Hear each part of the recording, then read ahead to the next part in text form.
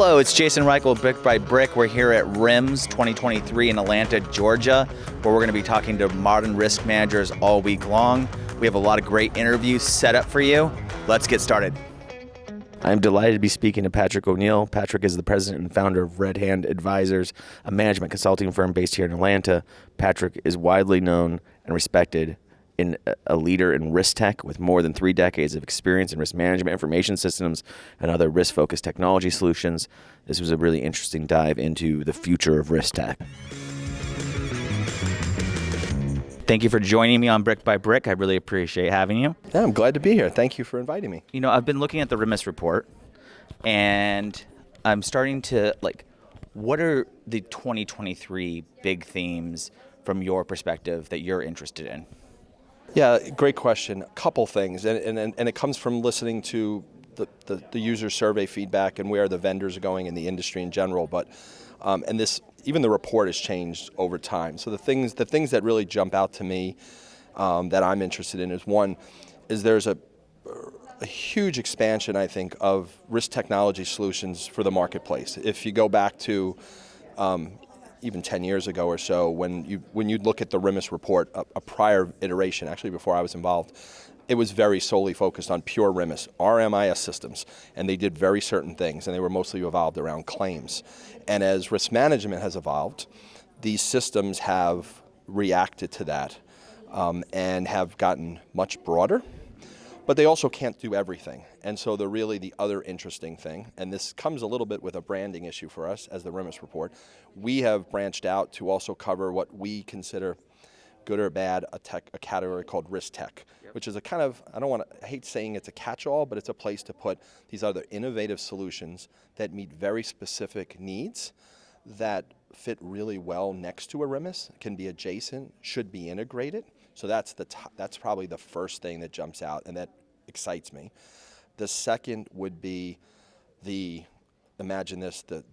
excitement around analytics and all the things that these advanced technologies can do in this industry, because it's been underserved in that area, and unfortunately I think we're still in the infancy stages of what it can do in this industry. Yeah, it's been feeding data into the system, not necessarily then what can that data do. What can it do? And even just to speak to data for 1 second, the data, to do those things right, those type of projects, you've got to have good data. And so people just think, oh, if I just get that piece of software or that solution that has analytics, that's got to solve all my world. So that's part one. But to your point a moment ago, you then have to be able to do something with it. So just having a dashboard in front of me that has my results from these advanced analytics doesn't really get you much further. It has to be embedded in your business processes. It has to be embedded in automatically solving problems. If we take it a really basic level like claims, that if you can identify a high potential claim, that it's routed immediately to the right people, that it gets the right notifications, things that used to take manual intervention, and things that you would sometimes not see for months, but because AI can identify those patterns. So those are the pieces that are missing still. The tools are starting to evolve, but there's issues with data and there's issues with application of the tool. So if I was taking 2 big takeaways, it's the analytics and I think the exciting stuff going on with Risktech is just, it gets me very excited. I'm very passionate about risk technology. Yeah, I mean, it's great to see an ecosystem start to be developed and start to actually have, which means the industry is paying attention to the technology. The technology is not being trying to force down people's throat, that they want the technology, that they're interested in leaning in on it. Yeah, and that's been some of historically, I think that's been some of the issues, probably that things would come to the market, but the market wasn't ready for those, right? And now it's more, I feel generally the market's reacting to what the business drive is. And risk management, their focus has changed so much in the last couple years, and it's at the boardroom, and we're not just focused on comp, we're focused on all these other lines, and there's different sets of data you need to be managing for that. And the RIMS vendors, and I love them, can't be everything to everyone. They're also usually not the fastest to innovate. These startups that have the ability to bring these very pointed solutions are, and I think they're taking hold. Well, just one number that came out of our report, we've asked the question a couple years in a row, because you're taking our survey, you're typically responding about a RIMS system. But we ask you, are you using any of these other tools? And we call out the ones that we feel are the top ones in Risktech. Just check the boxes, tell us you use them. Year over year difference on that number is 235%. Yeah. So from whatever, I think it was about 17% that were using them the previous year, jumped to almost 235% increase, and that shows that that organizations are saying, yeah, these are things that can really, and looking to invest, like somehow that conversation is occurring and investment dollars are going into it, and they're taking off, right? A lot of people don't want to be the first in, and so to see these products maturing and getting client bases, and I mean, most of the clients are the best for, the referral system. If I've heard from 3 clients this week about particular vendors on the floor, you've got to go see these guys. And that's the best case study you can get. Absolutely. When you think about that change, do you think that it's being driven because consumers of the businesses want something different, or do you think it's because it's a value differentiator to have this technology in place for those organizations? Like, why is risk now in the boardroom, right? What's happening in the industry overall that it's allowing it to start to move from what used to be looked at as a cost center or a prevention center into something that is actually valuable for business strategy? I'm the tech expert, right? So maybe not, but my perspective is costs are going up across the board, and that, particularly COVID, I think COVID made a big push to, like, it's not just kind of the traditional things we have to worry about. And some things, some risks, reputational risk, good example, years ago probably didn't even have a home. Like, who was responsible for reputational risk? And that's not to say it falls on the risk manager, but all of a sudden it's a top of mind item. It's a very high, cyber, really good example, right? That's an effect of just the way our world has changed in the last couple of years. And so as you start to look at all of those, and everyone kind of says, oh, it's risk. Well, I expect to have all that in one place and be thinking about it. And then the next step is, okay, so now how do I manage it? Because someone's being asked, and I get that question a lot, which is, so now I'm responsible for this. I don't even know where to start. I know what I do on the traditional stuff. That's easy. Yeah. It's been in place for years. Yeah. I don't even know where to start with reputational risk. What am I tracking? Because it's not a lot of events. Right. It's the being ready if there is an event. Yeah. It's the proactive element. And years ago, you wouldn't even be able to find a system that would even help you discuss, let's have a plan of action other than maybe a document on a computer. Yeah, to me, the modern risk manager is moving from just thinking about mitigation once something does occur into other realms of operational thinking. So, growing concern, what measures should an organization be taking and putting together as part of their risk portfolio? The RIMS report also highlights the need for collaboration and communication between risk management and other functions, which is very dear to my heart, of the idea of breaking down silos. Risk managers haven't always had the best reputation of being able to work across department. It's not always been a communicator's job. So how are risk managers supposed to get ready for the change of, taking a seat in the boardroom or really working cross-collaboratively? Yeah, I think a couple things, and you're right about that. And I had a risk manager tell me this the other day, that one of the things that holds them back is not having the answers. He said, when my boss walks into the room and says, why is this happening? And I say, I'll go in my system, I'll get back to you. And that they don't have that answer at their fingertips, they don't have that, then the reputation that they can be part of the decision-making process. And they feel like in other areas that happens. So I think, and I may be biased, that I think technology helps solve that problem. That and the collaboration, the way to break down those silos, and this is something that all of these tools are doing now, that is, if we can integrate them as much as possible, you don't do it just to integrate, but to share the right data, so that I can be looking at a full view of my organization.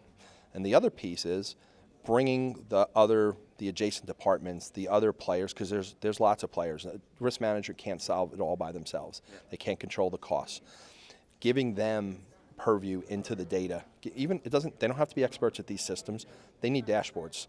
They need real-time data so they can make their own decisions about what's important and what to focus on. So I think the technology and sharing data is a big step forward in that. And then to solve the problem, I gave that example a moment ago, having those systems that they're real-time and that the data is being refreshed, and I know what's happening in the field, makes it easier for that risk manager to have the level of confidence within the organization that this person's willing and wants to make an impact within the organization. For years, I popularized something called revenue operations, which is a way of operating revenue in SaaS companies. And it's frameworks, and it's taken hold. And most companies have revenue operations now. And you took an operator who was really operationally focused, which is about accuracy, which is about specifics. You brought all this data to them, and then the transitional part that was hard for them is now I have to tell a narrative on this that's not necessarily based on accuracy, but based on the CEO walks into a room, asks you some questions, and is trying to make some business insights rather quickly. And that was part of what the transition occurred, is that the team had to understand that you have to have all of your decision making and all the accuracy that you've always had, but on top of that you have to put this narrative layer so you can make quick business decisions. Yeah, and I think it's something that, at least in my opinion, I've been in this industry for a long time, I think the role of the risk manager has evolved very significantly. I'm not sure it's all the way there, but it's night and day from where it was 20 plus years ago. And they are much more, I mean, the term might have been insurance buyer, 25, even though the risk manager term was there, that's really what they were doing. And now they truly are, they're managing risk, or at least that's generally the direction, and I would say the majority, but there's always room for growth. And it's certainly become a bigger and bigger stakeholder at organizations. Do you personally categorize risk into different thematic way? Do you categorize risk? Like when you think about risk managers, and you have risk managers who are really good at X, or you have Y, do you look at risk and break it down into different areas? So I think the way I look at it is back to that example before, where there's the risk where you can be where you have historical data that you can make decisions on. Claims is a good example of that. And then kind of the other side is the things that those occurrences that are very significant, you be planning for it forever, that may never happen. Right. And you can't base that off of anything other than planning, number one, patterns outside your organization, and that's a big piece, right? One of the other, if there's another item on my list of things that is exciting to me, is the ability and the APIs that are becoming available, that you can, grab data from other areas that can help you have a better understanding of where you might be going. Right. Hey, I've never had a hurricane impact my organization, but if I look at historical patterns of hurricanes, it can tell me what could potentially happen. Right. You can't go back and say, let's look at the last five that hit us. It probably isn't. It's not there. So that's really interesting. That's kind of the way I don't know if that answers your question, but that's kind of the way I look at it. And there's a way to attack both of those with technology and with innovation. Looking ahead, emerging risks. So we talked about cyber, we talked about what else. What about, do you think like AI and other things like that are going to be things that we have to de-risk in the future? Yeah, the opposite side of the exciting part of AI, right? Yeah. Because we spend some time and we're looking at it. Everyone wants to talk about AI and how it can solve the problems, but I do think I think it's also the other side of that is the concerns of it and how organizations. I've been reading. I started to use ChatGPT just to familiarize myself with it, and it's an interesting tool for sure. But I've already seen, news stories and organizations talking about. So is it allowed in our organization? Is it not allowed in our organization? And what the impact can be. And so I think that's certainly something that that's something that's changed since just last year. Yeah. That they have to that people are going to have to start thinking about for sure. Any industry specifics that you could share that you think are going on, financial, construction, that you think are interesting facts from your reports? So one of the, not really industry specific, one of the things that, for us, I always find that, and there's certainly industry specific solutions out there, I tend to think that the solutions are more around the topic, right? They're around risk and insurance, that they generally apply across industry.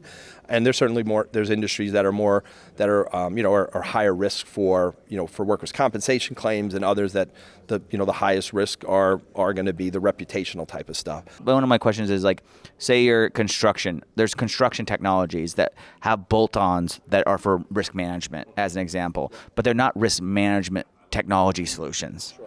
Right? Do you feel like it's important for risk management to have their own tech stack and for tools that are designed for their use case that plug into the broader business? Like, do you make a differentiation, I guess, in those cases? I guess I wouldn't. I think it could go both ways, right? So if there are tools that have already been developed and risk management can use the outputs and the feedback from those, I think that's a great way to go. Wearables is a really good example, right, in kind of the tech space. And those I wouldn't say they historically were developed for risk management, many for safety and for training purposes and other purposes. But those tools and the data from those tools is becoming an important tool in organizations. I had a client recently who, as part of their insurance renewal, used the data from their vehicle tracking system to negotiate their premium based on, our vehicles aren't driven as much as people think. Yes. And that helped them reduce their costs. Well, they wouldn't have had that. All they had prior to that day was, I have a fleet and it's X number of vehicles. Right. But now they can say, I have a fleet and we use it 20% of the time. Yeah, at Trust Layer, we're seeing the same thing with contractual risk transfer. We're seeing people, okay, yeah, well, it's just in the contract, so that's all that matters. But then they're actually taking their compliance score to say, but we actually check every COI, we do all this work, and we're actually doing this work, so we think that we should have our premiums lowered because of that. And that's entering into the conversation as well.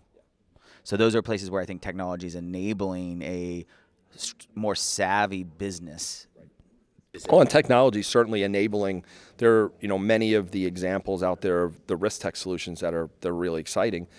They wouldn't have been possible 5 years ago. So while there's a demand, and that some of those demand, Trust Layer is a good example. That's not a new problem, but technology is now solving in a new way, which is really exciting. And there's obviously new issues, but some things are just that technology's finally caught up, that it can actually apply something that's new and innovative than the old-fashioned way that we used to do things. Yeah. So it's a little. And when the whole industry was based on knowledge-based workers, and now technology actually can match knowledge-based workers through sophisticated systems, sophisticated requirements, these kind of things that were not possible before.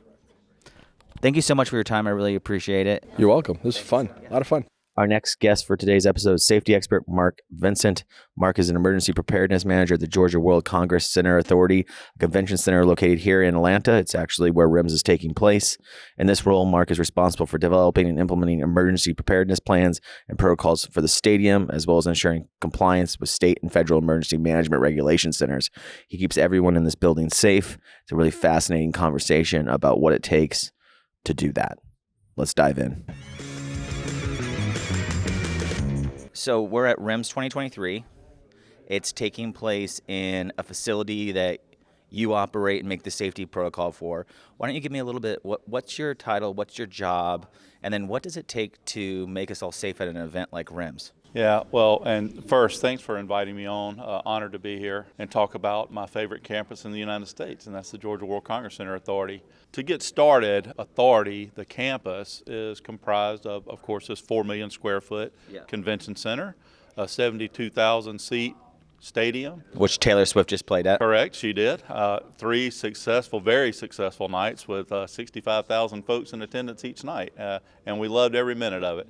21-acre park, Centennial Olympic Park, was big in the 1996 Olympics, and so we decided that was not enough for us, so we're building a 40-story, 976-room hotel right next door to us as well. Yeah. So my role here is to make sure that all the events, all the staff, all the visitors, all the guests we have are safe. And I do that through a myriad of different programs and processes. The first being, so rewind back a little bit to my interview for the position. The interviewers asked me, Marc, if you could only pick one strategic goal for this campus, what would it be? And I said, well, I want to create a culture of awareness. That being, our workforce is prepared, they're aware, and ready to take action if they notice something that is unusual for the campus. So got the job, and the first several months of my position here was spent creating an emergency operations plan. And once that was peer reviewed and adopted by the authority and approved by legal, of course, we enacted that and started training our staff on that plan. We also started training members of our campus community, which includes staff members from Mercedes-Benz Stadium, the College Football Hall of Fame. We've even invited our partners from private security companies that work in the facility, all part of our community, and we work really hard to make them safe here. So that's kind of my role, just overall, a high-level view of what I do. Just make plans and preparations that if we have our worst day ever, that we are prepared to respond and keep people safe. Where's your background? How do you end up in a role like that? So it's weird. It's come full circle, really. So I started my career here at the Georgia World Congress Center in 1992. I was here for 13 years and held different levels of law enforcement positions here. And then 9/11 happened, and I was working that day when that happened. And even in law enforcement, I was as surprised and shocked and clueless as everybody else was. So I had that horrible feeling of not knowing what's going on. So I made a decision at that point. I am going to alter the path of my career and get more involved and understand how to prevent these types of incidents from happening. And also, if they do happen, how to be informed that what's going on and how to share intelligence quickly among different levels of government. So transitioned from here, the police chief here at the time, he retired. He went over to the Georgia Aquarium and asked me to come over there and help him get that open. So my next job after I left here was the Georgia Aquarium. I was over So you basically stayed in a couple block radius. I did. So I went over there and I started there when there were still dirt floors. There wasn't any water in there or no fish. So I designed the security architecture of the Georgia Aquarium, wrote all the policies and procedures over there for the protective forces, and really an interesting and unique perspective because I had only experienced government work prior to that. And then, of course, the benefactor of the Georgia Aquarium is Bernie Marcus. Asked for budget increases, things like that for the state. I had to go through 16 levels of bureaucracy to do it. Yeah. When you go ask Bernie Marcus and say, hey, I need this for security, he says, he just cuts a check. Yeah. So we had Bernie bucks is what we called him, and it was wonderful to have a billionaire bankrolling your security plans and architecture.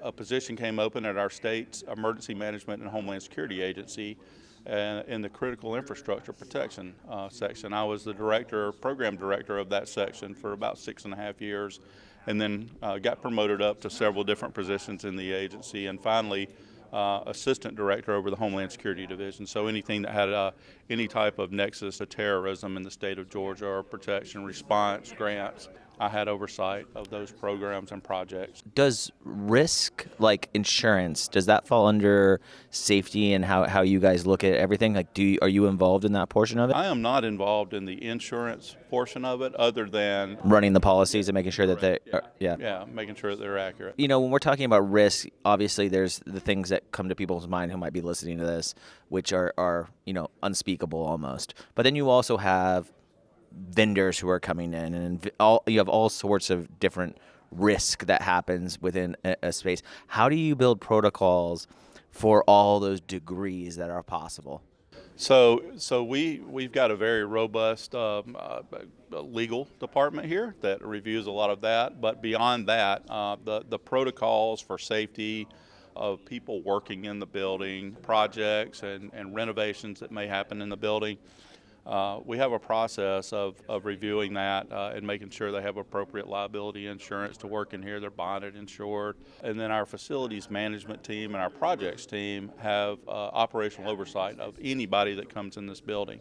Do you have to be aware of the contracts that are being signed with organizations to make sure that you're following and Correct. Yeah. Our director of projects and programs and our facility management team, we have weekly meetings, and they loop me in on all the projects that are going on, the levels of completion or planning that they're in. How do you train and educate your staff?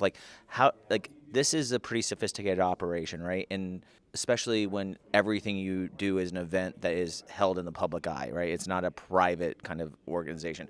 We have organizations and customers who, if something happens, they can kind of keep it quiet, and this is a very public place. So how do you make sure that you have a good training protocol? What's that look like? So how we do that, we work with our human resources department. Training, the systematic process of training our employees starts during new employee orientation, and we have a general safety program that I teach, along with active shooter response that civilians will take part in.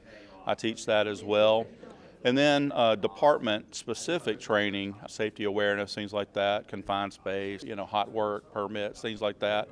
Contingent upon what department they work in, they'll have department-specific training. But beyond just that initial training, we have of course, I mentioned our emergency operations plan. A plan is no good unless you train on it and you exercise on it. So every year we have functional exercises, a fire drill, everybody goes out, we have a shelter-in-place drill. And then for our leadership teams, we do a series of tabletop exercises, and we've had a host of topics from active shooter to fire to tornado, severe winter weather to catastrophic utility failure. We practice all of those, and we train with all of our staff, and we're becoming very well equipped and trained, and becoming just more and more resilient as an organization through that. That's the kind of, when I talk to anyone from the safety field, they talk about resilience being sort of the new core idea or goal of the organization. What does it mean to have a resilient organization? What we do and how we build resiliency in our organization, we hope that we never have any type of catastrophic incident that impacts the campus. However, we all know that hope is not a good plan. So we make processes and procedures and tactics to absorb any type of attack or incident that could happen on the campus and recover as quickly as possible through our business recovery processes and our continuity of operations planning. Wow. Okay. Let's take this a little, it's not off topic, but where did your passion for public safety come from? Like where, it seems like you were drawn to it and that you kind of, stuck around. It sounds maybe like you're from Georgia, right? Yes, I am from Georgia, so if you don't understand what I'm saying because of my accent, let me know and I'll repeat it. You still won't understand me, but you'll hear it again. So where does that passion come from? Well, a strong sense of service came from my parents. My mother was in the medical field. My father, a former Marine before he passed, and he's always had a passion for service. Family members in the clergy field, so I've just always had a passion for that, and that's carried over into my adult life with my job. And then my wife, she recently retired from the Atlanta Police Department. She was a captain. Both of our daughters are nurses. Our son-in-law is a medical doctor. So it's an attraction in the family. Service to the community and helping people has just always been. How important is empathy to your job? Well, you have to empathize to be able to really do this job. I mean, empathy is one of the hallmarks of public service. Yeah, I think that sometimes when we think about safety, it's like you have to examine so many more psychological elements of it than just deciding what's the fastest way to get people out of a building or all of those other elements of it. Correct. We've partnered with a great company that manages our employee assistance program. So if we had some type of catastrophic event or incident or emergency that happened on our campus, we have a plan in place for that as well to provide, mental debriefing and things like that to our employees to assist them with any aftermath. If someone was wanting to follow in your career path and move along, what's some advice that you would give to them?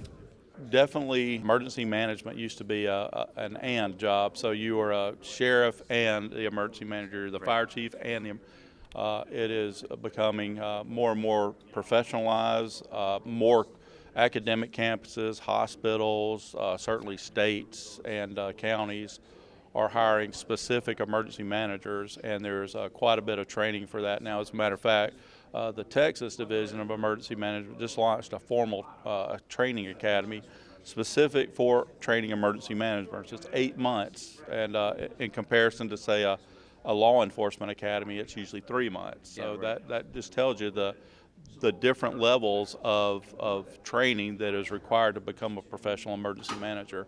And I've spent a career learning those 4 phases of emergency management, mitigation, preparedness, response, and recovery. So the campus, like you said, is massive. It has multiple types of event spaces, right? Different kinds of communities coming into those event spaces. And you're expanding. How do you stay innovative and know what tomorrow looks like? What are some of the practices that you have around that? So, in emergency management, our job is to always look over the horizon and know what's coming next in terms of risks, threats, and also community development. Because as our community continues to grow, and I will say this about this campus, I started here in 1992 and been in and around this my entire career. And it has been one continuous construction project after another, improving the campus, and that is going to continue for many, many years. We have other hotels, other residential developments in progress within half a mile of this campus. So just staying ahead of those, working the partnerships with the new folks that come on our campus, the new partners and neighbors that come. We have a collaborative meeting monthly with all of our partners that are in proximity, and we all collaborate on our events. We all collaborate on any threats. We work with federal, state, local, private sector, law enforcement and intelligence officials to always be looking over that horizon and know what's coming next. Do you think that when you spend a career doing this, can you still come to an event and just enjoy yourself personally? Well, and I will tell you this, that I look at large gatherings a whole lot differently than I did when I was a young guy, and especially with my background. So, but yes, I do enjoy events. I come, but I always know where 3 or 4 separate exits are, and I know where safe rooms are, and I know where the closest police officers are, and I know how to exit. I know where my vehicle's at. So I look at it a little differently, but I come through it with the lens of through my background. Yeah. Do you put that pressure on your kids too? They think my wife is just like me because, of course, she was a police captain with Atlanta, and even though our daughters are exposed a little bit when we go to dinner with them or something when they're in their town, they both live out of state, but when they're in town, I'll talk to my wife and I'll say, hey, there's a primary exit over here, tertiary over there, secondary. We can get in here. No, that's good bedroom talk, isn't it? Gosh, our daughters, they're like, y'all are insane. And we are a little bit, but again, we come through it through the lens of what we've experienced in our careers. Absolutely. Thank you so much. All right, take care. Risk Management Brick by Brick is brought to you by TrustLayer. Find out how TrustLayer manages risk so that the people can build the physical world around us. Head over to trustlayer.io. And then make sure to subscribe to Risk Management Brick by Brick on Apple Podcasts, Spotify, or wherever you get your podcasts. On behalf of the TrustLayer team, thank you for listening.